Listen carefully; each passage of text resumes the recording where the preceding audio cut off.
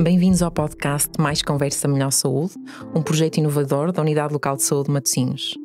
Somos a ULS mais antiga do país, que este ano vai comemorar 25 anos. E uma das nossas missões, além de prestar cuidados assistenciais, cuidar o melhor possível dos nossos doentes, é promover a literacia em saúde. Este podcast tem o apoio do Estúdio Shake It, sem o qual não seria possível estar a ser realizado.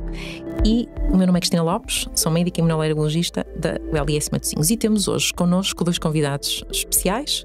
Todos os nossos convidados neste podcast vão ser profissionais da ULSM, com reconhecida experiência nesta área, e por isso hoje temos a Céu Rocha, que é médica internista com competência de cuidados paliativos e é responsável da equipa de cuidados paliativos na nossa instituição. E Miguel, enfermeiro também com competência nesta área, por isso hoje vamos abordar esta temática que despleita muitas vezes dúvidas que são os cuidados paliativos, o que são, a quem devem ser aplicados. Por isso começava hoje por ti, agora por ti, Céu, o que é que, assim, a pergunta mais simples, mais básica, o que é que são, na verdade, os cuidados paliativos? Ora, bom dia. O que é que são os cuidados paliativos? Eu diria que os cuidados paliativos são aqueles cuidados que todos os doentes que não têm uma doença que tenha um potencial de cura, que não seja curável, uma doença crónica incurável, uma doença estressante, uma doença que põe em perigo a vida, são aqueles cuidados que todos os nossos doentes precisam, porque os cuidados paliativos refletem o nível civilizacional de uma civilização, passa a redundância. Era isso que eu queria perguntar. Este conceito de cuidados paliativos é relativamente recente. Relativamente recente. Os cuidados paliativos modernos, que surgiram no Reino Unido na década de 60, surgiram desta necessidade que se viu que temos de cuidar, para além de curar, temos de cuidar. Com os progressos da medicina, houve uma grande, e há ainda, uma grande tendência a salvar tudo e toda a gente, a todo o custo. E há situações em que esse salvar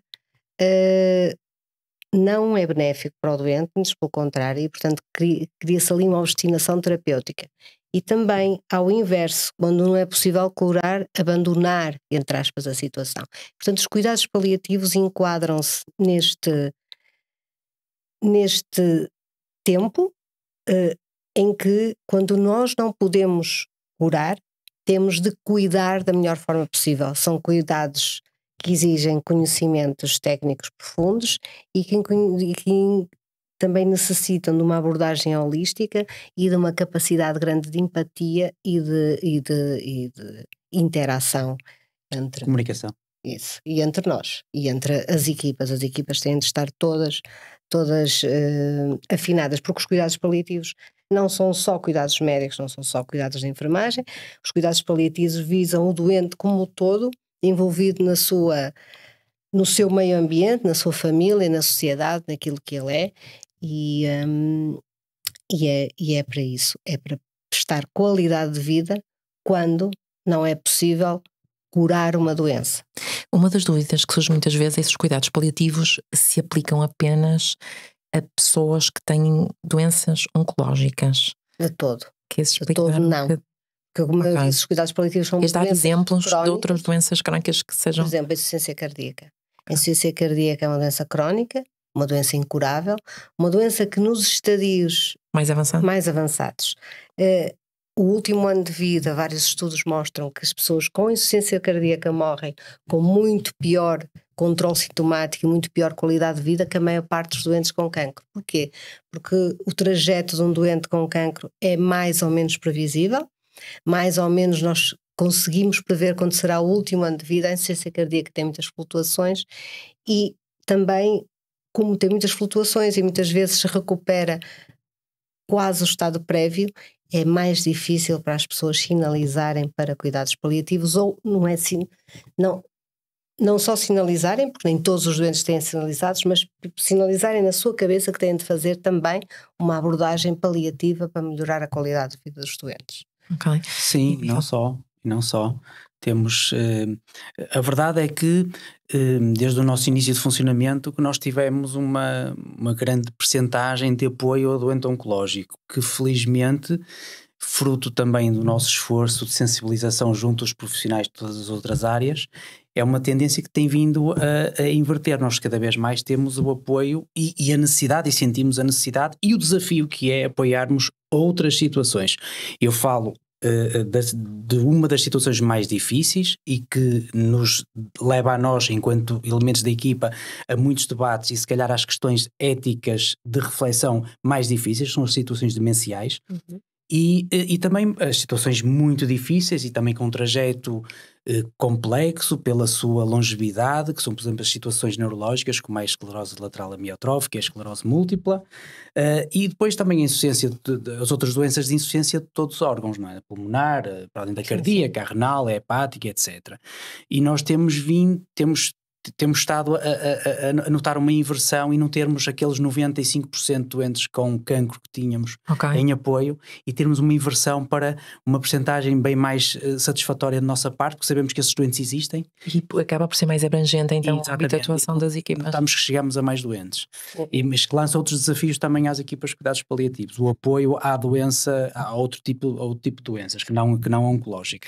E isso leva-me aqui a outra questão, como é que é formada, e o Miguel está desde o início deste projeto, como é que é formada uma equipa de cuidados paliativos?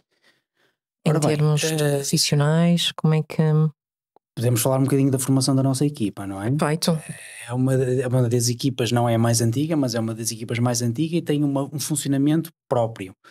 Portanto, a equipa começou em 2008, sensivelmente, com apenas 3 elementos, com a doutora Céu Rocha, comigo e com o Bruno, em que nós começámos a aplicar começámos a dar apoio numa determinada área e a recrutar doentes também nessa área, ou seja, a doutora Céu, como é internista, estava à vontade com o serviço, com o departamento de medicina, era o departamento ideal para nós recrutarmos doentes, para falarmos com as pessoas, para nos introduzirmos, e eu na altura trabalhava na comunidade e ficou a minha área de abrangência, a área então de projeto piloto para o início da equipa. Isto teve muito a ver com o início da OLS, porque os cuidados paliativos em Portugal, e os cuidados paliativos são relativamente recentes, como disseste, que são dos anos 60 e começaram no Reino Unido, e em Portugal já havia algumas equipas que faziam cuidados paliativos. O professor Ferrar Gonçalves começou a fazer a unidade no IPO, o Dr. Lourenço Marques, que também começou na Guarda, e havia em Odivelas também uma equipa domiciliária, a Isabel Rissa Neto. E no Fundão também. Entretanto, Fundão sim. Entretanto, houve a criação da Rede Nacional de Cuidados Continuados Integrados, que gerou uma grande confusão com os cuidados paliativos. Porquê?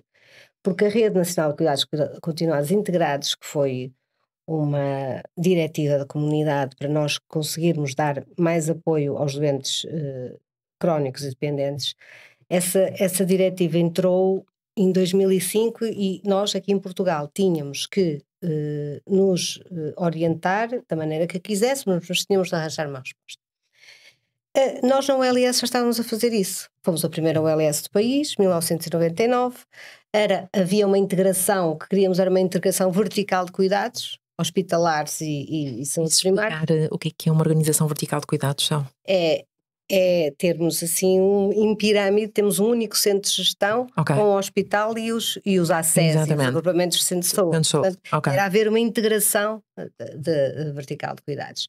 E os nossos diretores, os nossos conselhos tiveram sempre uma grande preocupação desde 1999, o Dr. Osório a criar comissões para continuidade de cuidados, e depois o Dr. Nuno Morujão, em 2005, criou um grupo para a implementação dos cuidados continuados no LSS, que não tinha na OLS, que não tinha nada a ver com a rede, e de que eu fiz parte desse grupo, com mais 5 ou 6 pessoas, e dediquei-me mais a ver o que era preciso para cuidados paliativos, porque nessa altura estava a frequentar o estado de cuidados paliativos, e no modo de organização, e pronto. E então, como havia porque o que havia aqui no país era equipas hospitalares de cuidados paliativos, género Ferraz no IPO, equipa comunitária da género Isabel Garrissa Neto. Ou seja, com pouca interação entre elas. Sim. E então, o projeto que foi apresentado que apresentei nesse grupo coordenador foi de fazer uma equipa que fizesse uma continuidade de cuidados, que era aquilo que a gente andava a estudar por mando do Conselho de Administração, uma continuidade de cuidados e que houvesse um fluir de doentes, hospital-comunidade, comunidade-hospital. E foi isso que começamos nós os três, como disse o Miguel, eu e o Bruno no hospital. Começamos só com um serviço de medicina primeiro, porque claro, só ficávamos inundados de pedidos, não é? Certo. Portanto, começamos só com um serviço e o Miguel estava na comunidade. Fomos nomeados em 2007, começamos em 2008, só com o hospital, um ou outro doente da área do Miguel que a gente passava. Em 2009 começamos oficialmente o apoio domiciliar, em 2011 tivemos o apoio da Fundação Carlos de Gulbenkian, que nos deu uma grande projeção e entraram mais elementos, entrou psicologia, entrou assistente social e fomos entrando e agora somos alguns, ainda nos faltam alguns, ainda temos horas em déficit, mas somos alguns e uma equipa maior. E por ano vemos cerca de 400 novos doentes no hospital, acompanhamos 250 situações mais ou menos na comunidade, sendo que 50 nós vamos observando algumas vezes e depois deixamos com a equipa assistencial, e temos também cerca de 200 novos doentes em consulta externa, portanto temos uma grande atividade. E isso leva-me também à próxima, a esta questão de como é que o doente chega até vós. O doente tem sempre de ser referenciado pelo médico de família ou pelo médico assistente, porque é o referenciador, como para as outras, não somos uma especialidade, somos uma competência, mas tem de ser referenciado porque o médico. Há um médico que sinaliza. É o médico que sinaliza sempre o doente para a equipa. E existem critérios. Isto não é assim em todo lado. As equipas de cuidados paliativos, é como disse o Miguel, não funcionam igual em todo lado. Mas não existe em termos nacionais, se nós quisermos comparar a nossa forma de trabalhar com outras formas de trabalhar, existem normas, orientações, ou seja, há heterogeneidade, porquê? Porque as pessoas não estavam organizadas como nós estamos como LS ou porque... Exatamente, porque até por causa da rede e de terem implementado os cuidados paliativos primeiro na rede em 2005, criaram diretivas muito... como é que não sei se chama, kafkianas, para que não se enquadravam de todo nos cuidados paliativos. E nós não conseguíamos sair dali. A rede foi criada em 2006 e as diretivas, por acaso, a nossa equipa não podia existir assim. Nós tínhamos de ter pessoas na comunidade e temos de ter pessoas... Eu tinha de mandar nomes de pessoas do hospital e eu mandava sempre todos. Era uma guerra. O nosso Conselho de Administração entendeu sempre que isto tinha de ser uma coisa integrada. E eles acabaram por, durante anos, até 2012, nós fomos sempre considerados só como intra-hospitalar, apesar de estarmos a trabalhar assim, porque eles não consideravam, telefonavam, não, tínhamos de pôr 2 nomes e a única maneira que nós tivemos de nos libertar das leis rígidas da Rede Nacional de Cuidados Continuados foi uma maneira, foi criar a Lei de Bases dos Cuidados Paliativos. Em Portugal há 2 leis de bases, há a Lei de Base da Saúde, há a Lei de Bases da Saúde, a Lei de Bases dos Cuidados Paliativos, que foi a única maneira que a doutora Isabel Galriça Neto, quando era deputada do CDS, levou isto ao Parlamento para ser aprovada, que foi a única maneira airosa de sairmos da Rede Nacional de Cuidados Continuados Integrados e funcionarmos como uma parte clínica. E, portanto, no país, voltando à tua pergunta, não. Cada um funciona, há sítios que têm unidades, há sítios que têm equipas domiciliárias, que foi o que a rede mandava só.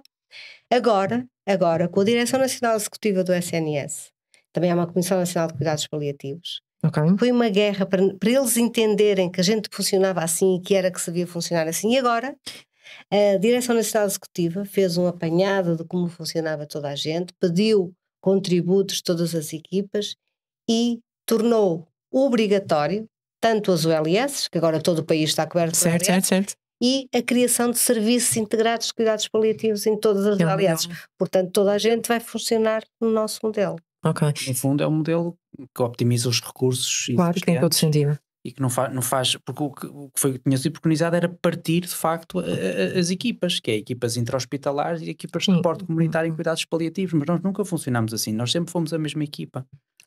Não é? Isso só traz vantagens. Que é a vantagem também que traz uma OLS comparado com outro tipo de modelo. É uma das vantagens.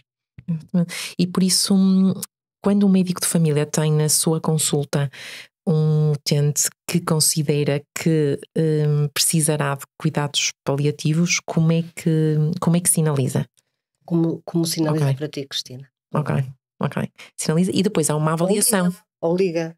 Ok. Se a dúvida, a doutora Céu acha que enquadra. Porque as pessoas podem, quem nos está a ouvir, depois fazemos uma avaliação. Certo. Nós temos uma lista de espera, que neste momento estão para uns 20 para domicílio. Ok.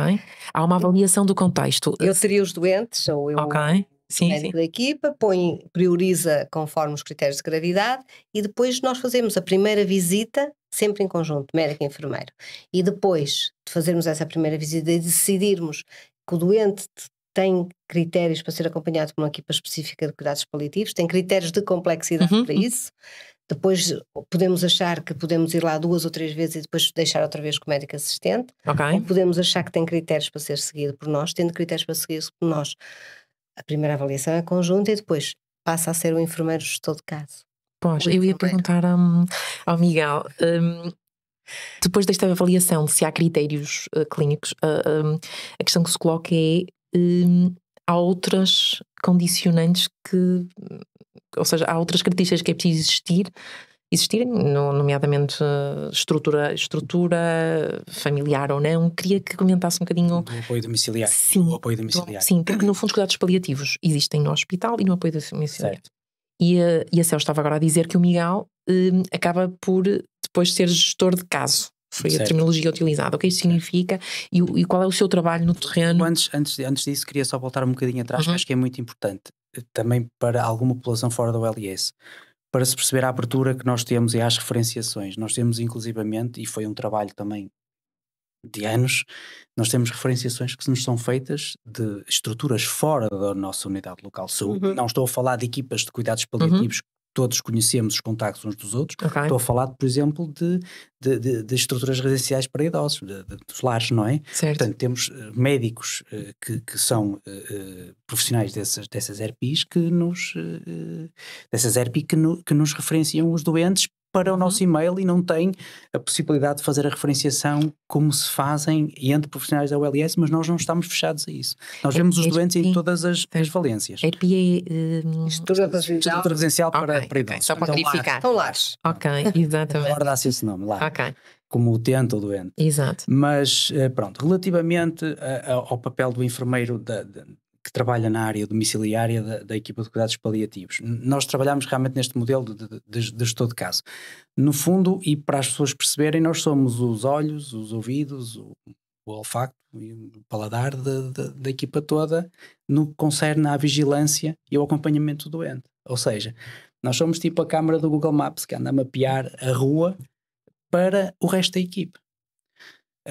Fazemos vigilância regular da sintomatologia do doente, tentamos articular todo o tipo de apoios que seja necessário e orientação para os outros profissionais quando necessário, psicologia, nutrição, assistente social. Fazemos esta integração de cuidados e todas as semanas, desde 2008, todas as semanas nós sentamos todos os profissionais na mesma mesa. Não é verdade que às vezes é por WhatsApp. Não, Teams, ou seja, é virtual, isto depois da pandemia mudámos assim algumas práticas, mas estamos todos juntos, virtualmente ou presencialmente, a discutir situações que sejam necessárias discutir acerca de todos os doentes que nós acompanhamos, quer seja na intra-hospitalar, quer seja no apoio domiciliário. Portanto, as pessoas esperam de nós,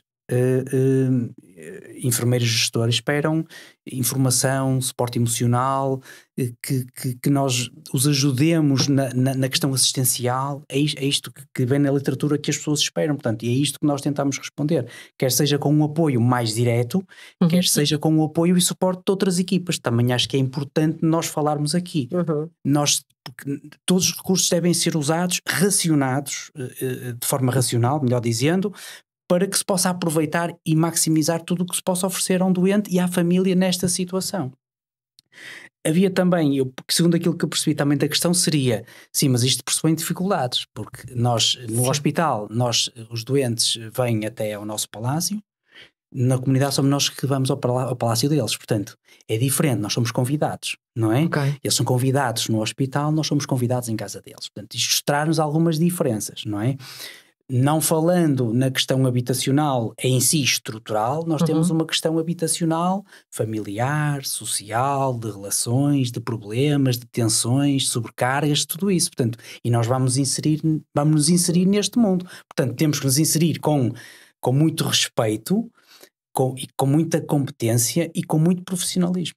Ok? É isto que nós temos que fazer. Com muita empatia e pronto, é uma característica, penso eu, de todos os profissionais desta área, mas eu acho que todos os profissionais, não deve ser diferença para ninguém, que é tentar estabelecer o mais rápido possível uma relação terapêutica com o doente e com a família, com todos os conviventes, de forma a que o nosso trabalho possa dar o máximo de frutos àquela casa, não é? Àquela família, àquele doente. É isso. Muito frequentemente com o doente. Sim. Muito, muito frequentemente com o doente. Sempre, são eles. São eles, na comunidade. Sim, na comunidade, estou a dizer na comunidade, mas estão de X vezes por semana? Porque eles é que fazem a gestão. Ok. O Miguel... Depende do caso, não é? Cada um está... Sim, nós fazemos o acompanhamento pela priorização. O que é que isto quer dizer? Nós temos os nossos doentes e temos que saber que a pessoa A, a pessoa B, a pessoa C têm diferentes necessidades neste momento, porque tudo isto é mutável, tudo isto muda e às vezes muito rapidamente. Quantas vezes eu chego de manhã, imprimo a minha agenda que estabeleci no dia anterior, porque não pode ser com muita antecedência, nós temos marcações, mas que eu estabeleci no dia anterior, e quando chego lá, houve um telefonema antes, houve um telefonema depois, houve um telefonema de alguém da equipa a dizer que o doente A, B ou C está assim, está com alguma alteração, temos que ver esse doente, e às vezes estamos lá 1 hora e meia, voltamos, temos que voltar lá, estamos lá mais 1 hora, portanto, e foi basicamente o turno todo de volta daquele doente que precisou. Portanto, mas é a priorização, que é nós sabermos que temos que acompanhar de mais ou menos, e também dado um bocadinho pela experiência que fomos adquirindo, 1 vez por semana, 2 vezes por semana, 3 vezes, depende da necessidade que o doente venha a ter. Há doentes que o acompanham 1 vez por semana, poucos, mas 15 em 15 dias, e alguns deles várias vezes por semana. Quando os doentes se tornam instáveis, os doentes têm muito mais visitas, é muito fácil de se perceber assim. Quando há a instabilidade e a necessidade de grandes alterações, tem que aumentar o nível temos que aumentar o nível de vigilância. E depois temos ainda todas as semanas, e às vezes mais que 1 vez por semana, a visita em equipa para a determinação ou a mudança de um plano previamente estabelecido. Nós funcionamos. O Miguel, são 4 enfermeiros que estão nas UCCs, eles são elementos das UCCs. Portanto, unidades de cuidados na comunidade, mas há 4 que são os antigos centros de saúde de Matosinhos, cada um está mais numa, porque nós começamos com os centros de saúde. Certo. Cada um está numa delas, somos os mesmos que começamos. E cada um está estipulado que tem 15 doentes, mas imaginemos que o Miguel agora, por acaso, há mais pedidos para Lessa que há, porque Matosinhos tem menos população. A Eliana assume muitos doentes também do Miguel. Imaginemos que o Miguel de repente tem doente, complica muito e quer continuar em casa, e como o Miguel diz, nós fazemos uma verdadeira integração de cuidados, porque quando é preciso integrar outras equipas, integramos as SCCIs, que são as equipas de enfermeiros que podem ir todos os dias mais de uma vez a casa, ou mesmo unidades de hospitalização domiciliária agora, e portanto integramos. Imaginemos que o Miguel de repente fica com 2 doentes descompensados. Um dos outros enfermeiros pode tomar conta dos doentes mais simples. Portanto, nós fazemos esta gestão todas as semanas e temos um dia da semana, para já só, em que cada uma destas áreas faz as primeiras visitas ou as visitas que os enfermeiros acham que é para reavaliação também, conjuntamente com o médico. E quais é que são os obstáculos que tu achas que podem surgir neste contexto? Quais são os obstáculos? Dos cuidados domiciliários e hospitalares. Sim. A nossa... temos poucos elementos. Há bocado perguntaste se não havia diretivas, e há diretivas. A Comissão Nacional de Cuidados Paliativos criou diretivas para o número de enfermeiros e de médicos que são necessários para as equipas comunitárias. E mediante esses números, nós temos falta de horas médicas.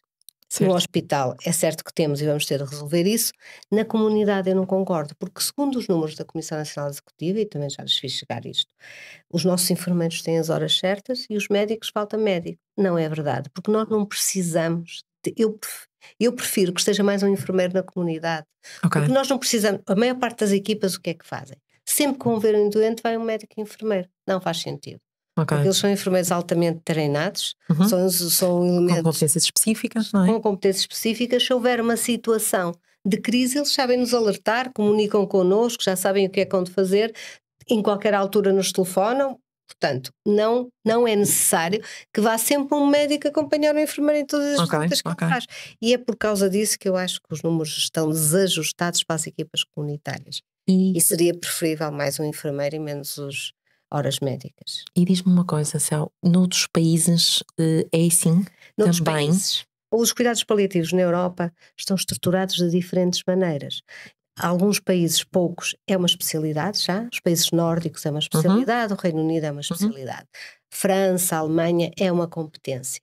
Como é que os cuidados paliativos estão estruturados? Estão estruturados de diferentes maneiras em diferentes zonas. Questionar esse item que tu estavas a referir das equipas. Sim, das equipas comunitárias.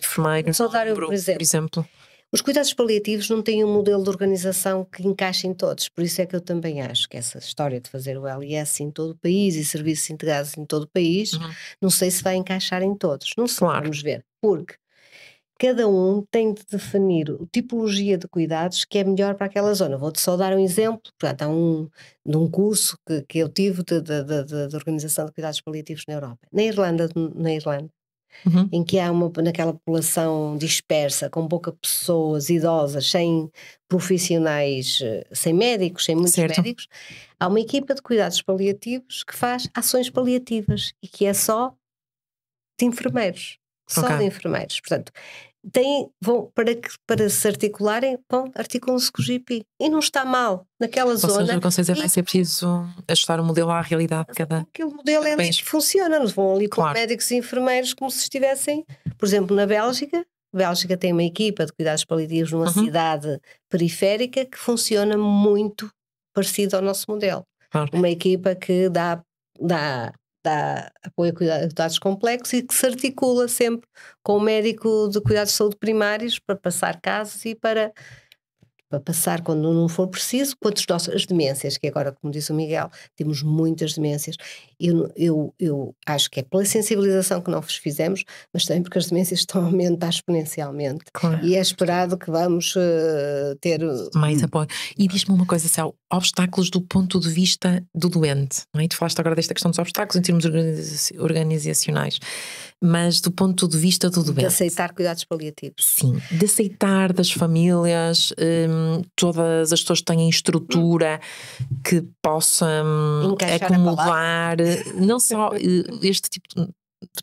Tínhamos falado um bocadinho desta questão de que algumas pessoas não têm, com certeza, condições habitacionais, por exemplo. Queria falar um bocadinho, ou seja, dos obstáculos. Eu acho que, tendo em conta todas as condições habitacionais que nós já visitamos, acho que todas as pessoas têm condições habitacionais. E eu, muito sinceramente, posso falar da situação e nós refletimos muito sobre isso, e que mais me tem preocupado, e que nos preocupa, aliás, a nós todos, que é o apoio sociofamiliar.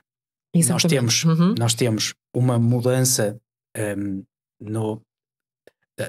da constituição das famílias, nós temos muita dificuldade em termos cuidadores. Eu já não falo em cuidadores altamente eficientes, falo só de cuidadores que consigam estar presencialmente com o doente quando ele necessita de alguma coisa, alimentar, falar de coisas básicas, dar de beber, dar de comer, posicionar se for o caso, mudar uma fralda, acompanhar à casa de banho. Portanto, nós precisamos disto e precisamos rapidamente teríamos se calhar mais isto se tivéssemos um estatuto de cuidador informal em condições. Não temos. O estatuto, o título, não ajuda as pessoas. Eu ser considerado cuidador informal sem me darem para eu poder cuidar de um familiar, mas sem me garantirem por trás que me dão algum apoio, por exemplo, financeiro, porque eu deixo de trabalhar, deixo de o ter e a minha vida continua, a vida das pessoas continua, não funciona. Não vale a pena nós andarmos a enganar, não funciona.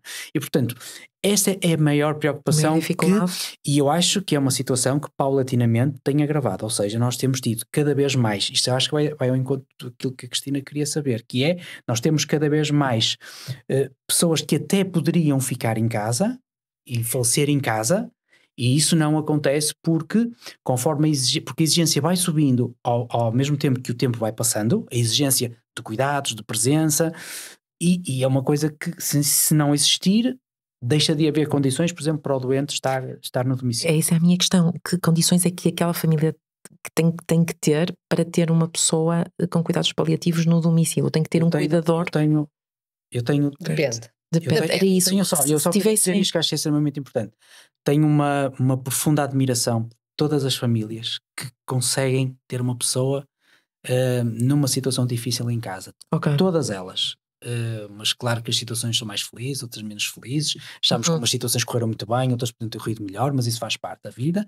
Mas acho que eu tenho uma admiração profunda por todos os familiares que fazem o mínimo de esforço para que isso seja possível, porque se todos nós pensarmos, basta pensarmos, que agora teríamos um familiar em casa, em nossa casa, que tinha vindo para a nossa casa, nesta condição, o que é que nós faríamos? Claro. Se não seríamos também um caso social, como muita gente gosta de apelidar de casos sociais. Claro. Eu acho que faz muita falta. Mesmo nem sendo doentes, que os nossos doentes já são doentes complexos. Portanto, para os seguir em domicílio, a primeira coisa que tem de haver é vontade e disponibilidade. Porque as pessoas não podem deixar os seus empregos, mesmo que queiram muito. A minha mãe está a falecer, quero que ela venha para casa e vou para o pé dela. Muitas pessoas querem isso e até se sentem culpabilizadas, porque as pessoas não podem de um momento para o outro abandonar o seu emprego, deixar de pagar o colégio dos filhos e a escola para ficar com a mãe. Portanto, não é possível e cada vez é menos possível na nossa sociedade. Mesmo quando é possível, eu já fui muito defensora de que as pessoas vão para casa, mas tem de haver outras condições, para além das condições clínicas, porque há situações clínicas que poderão ser mais complicadas, mas para além disso, também temos de pensar no envolvimento psicológico da família, daquela mãe, daquele filho, seja o que for, e se não seria melhor, ou se não seria melhor até para a sociedade, e em termos até de ganho da sociedade, que aquele filho tivesse um tempo de qualidade, por exemplo, estivesse a fazer companhia, a ler-lhe, e estar dispensado de lavar as pessoas, de limpar o rabo, de dar injeções. Portanto, o conceito de que os cuidados de fim de vida, que não são só cuidados paliativos, os cuidados paliativos fazem parte dos cuidados de fim de vida. Era isso que eu te ia perguntar. Agora que falamos um bocadinho do que é que são os cuidados paliativos, de como é que nós estamos organizados, quais são as condições e os principais obstáculos. Queres explicar isso para quem nos está a ouvir? Qual é a diferença entre cuidado de fim de vida, cuidado paliativo? Pronto, os cuidados paliativos, que têm vários níveis, são estes cuidados específicos, feitos no caso de cuidados complexos por estas equipas específicas. Os cuidados de fim de vida é algo com que vamos ter de evoluir rapidamente. É um problema da sociedade como um todo. Todos nós nos devíamos preocupar, eu, tu, Miguel, como é que eu vou morrer? Onde é que eu vou morrer? Quem vai tratar de mim? Como é que eu vou ficar? Provavelmente vou ficar doente ou com uma doença oncológica. E como é que vai ser? Os meus filhos vão deixar de trabalhar para vir tratar de mim demente?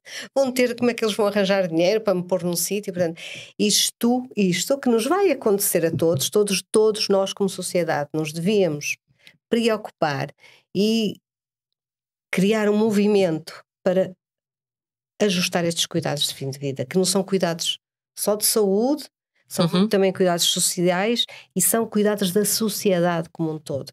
E criar o conceito de hospice que existe no Reino Unido. Queres explicar um bocadinho o que é? É um lugar que não tem nada de especial. Olha, basicamente é um lar. É um lugar onde as pessoas vão passar o fim de vida. Isso. Foi assim que ele foi que se define, porque não há nenhuma tradução para português de hospice, mas no fundo é um lugar onde as pessoas passam o fim de vida. Pronto, no sítio, em vez de estar em casa, não têm condições. Que não é a sua casa, claro, não é? Estão ali com outras pessoas, e isso, no Reino Unido, está associado a movimentos de voluntariado. Se tu hás de reparar, quando lá fores, há uma coisa qualquer que diz Help the Hospice, e eles têm vendas de roupas e tal, de angariar fundos para os hospices. E esse é... Mas são sítios onde há cuidados médicos? Também pode haver cuidados médicos, mas não estão médicos ali. Distritos, ou seja... Alguns deles têm cuidados médicos, porque alguns hospices têm a intervenção também do National Health Service, mas muitos não têm. São estruturas que se dedicam a esta fase de vida, não é? Como devíamos fazer todos, preocupar-nos como sociedade, o que é que vai ser? Porque aí também há uma diferença entre as pessoas que necessitam de uma equipa especializada de cuidados paliativos e uma pessoa que necessita apenas de ações paliativas. E ações paliativas... Miguel, queres explicar um bocadinho isso, a diferença? O que é a diferença entre um cuidado... Sim. Ações paliativas, todos os profissionais que acompanham pessoas nessas condições deviam ter formação, informação e competência para prestar ações paliativas.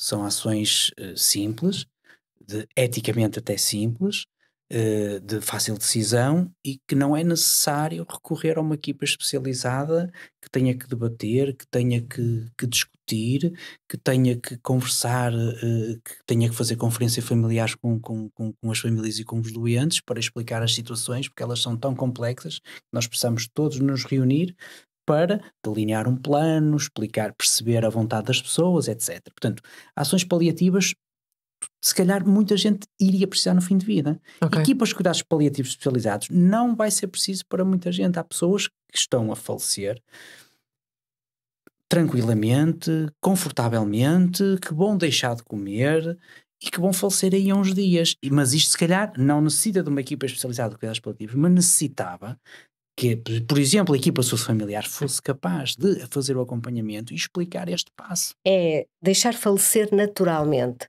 É porque se não deixam falecer naturalmente já se vai precisar da equipa de cuidados paliativos. Portanto, é deixar a natureza seguir o seu curso normal.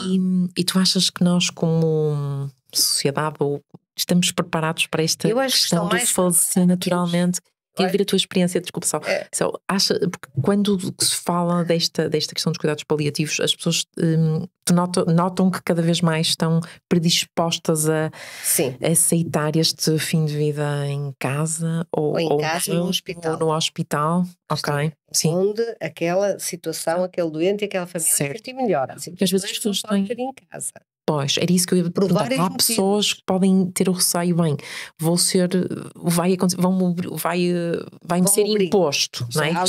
E eu queria que falasse um dos mitos, exatamente. As pessoas de apoio domiciliar de equipa de cuidados paliativos, as pessoas têm que morrer em casa, não. Era isso que eu queria que falassem um bocadinho. Não, depende do contexto da família. Eu vou contar aquela situação que foi o Miguel que me ensinou, que tínhamos um doente um doente do nível foi já, mas nunca mais me esqueci que eu entrei naquela casa e pronto, aquilo chamava-se uma casa, mas era assim um corredor, no corredor tinha a cama do filho e no fundo do corredor havia a cama do casal. Por exemplo, o senhor estava acamado, aquilo todas as paredes todas cheias de mofo, a cheirar a mofo, e o senhor estava acamado, e assim, como é que vamos meter aqui apoio domiciliário, como é que as pessoas dão a volta tão pouco para lavar o senhor? Miguel, vamos internar o senhor, foi logo. E eu disse a doutora Selma, o senhor não quer ser internado, o senhor quer estar aqui.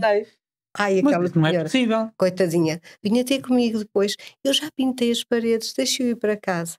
E deixamos ir para casa, é para ver que há condições e há outros sítios em que não dá. E apesar de ter todas as condições do mundo, as pessoas estão altamente desgastadas e... Bernardo, era isso que eu queria perceber. Têm a percepção que as pessoas ficam cansadas, burnout. Sim, a ver, eu acho que há um nível de cansaço que é comum, que é expectável. Certo. É normal, é natural.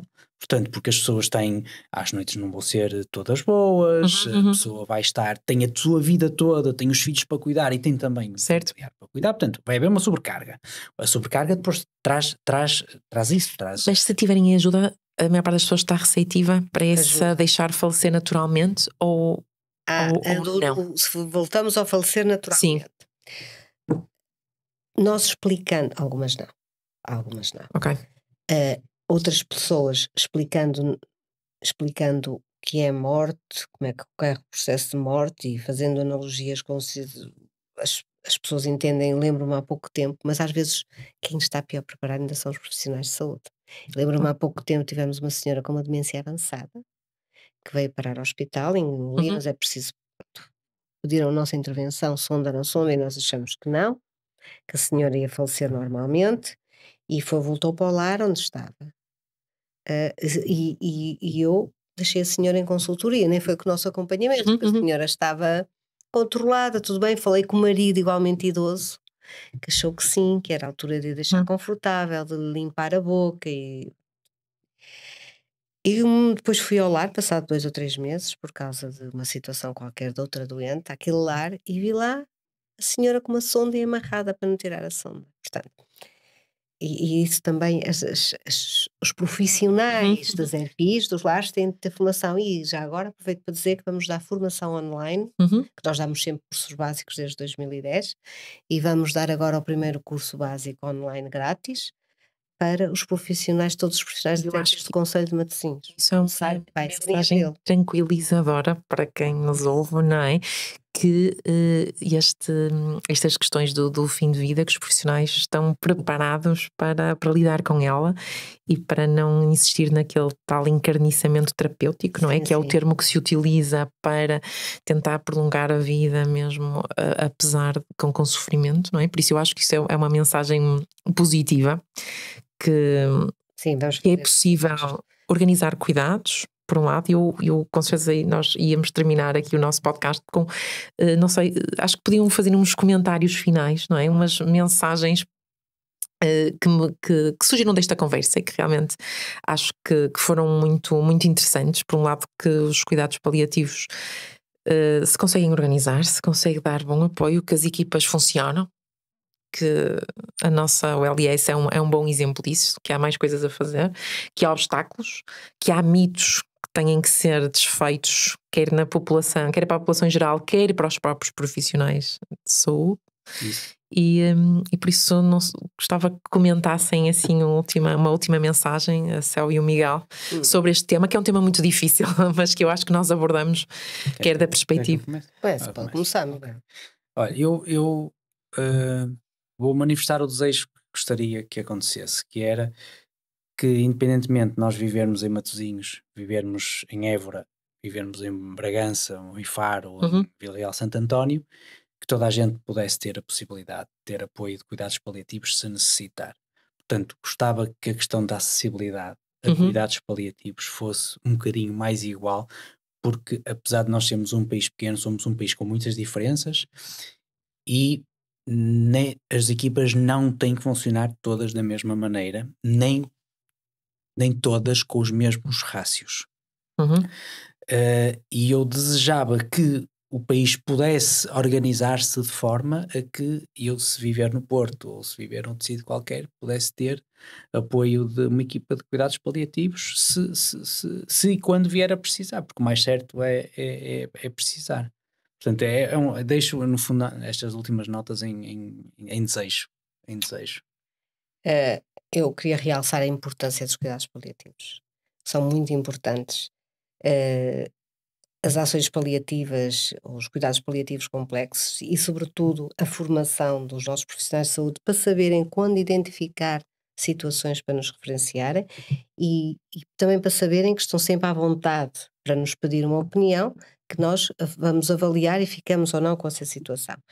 E conseguimos ou não, e temos este vai e vem muitas vezes entre nossos médicos de medicina geral e familiar, acontece muitas vezes.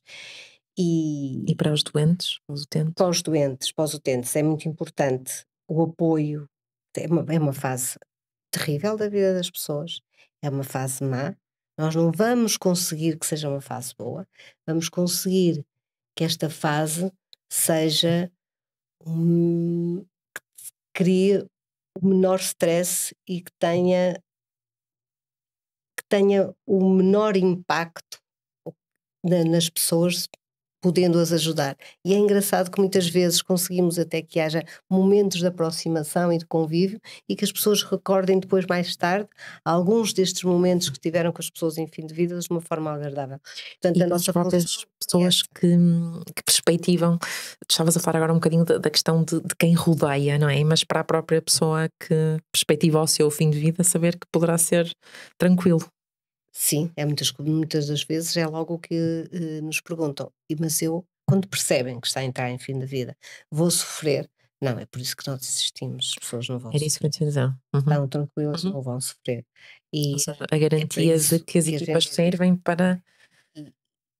É uma atividade desgastante que nós conseguimos, somos todos uns tipos bem dispostos e confiamos muito nos outros, por isso é que nós conseguimos sobreviver, é porque nos apoiamos muito e confiamos muito nos outros. E a garantia para quem vive o seu dia a dia, não é? Que se chegar a essa hora complicada, que há uma equipa que está lá para ajudar. Sim, quando chegar a essa hora complicada, há uma equipa que está cá a ajudar. Isso, sim. Às vezes os doentes são referenciados muito tarde e não temos tempo de lá chegar. Ok.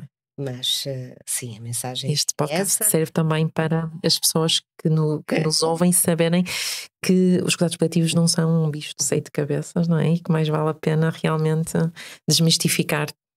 Nós estamos ali para ajudar uma fase má das pessoas e para que esta fase que passam que seja uma experiência, seja uma fase natural da vida com ajuda e não seja uma fase de grande impacto e impactante para as pessoas. Muito obrigada então pela vossa presença, acho que Obrigado. Foi muito útil para esta partilha de toda a experiência dos profissionais que já trabalham nesta área há tantos anos. Muito obrigada. O podcast poderá ser ouvido através das plataformas habituais e assistido através do site da OLS. Muito obrigada. Contamos convosco para o próximo episódio.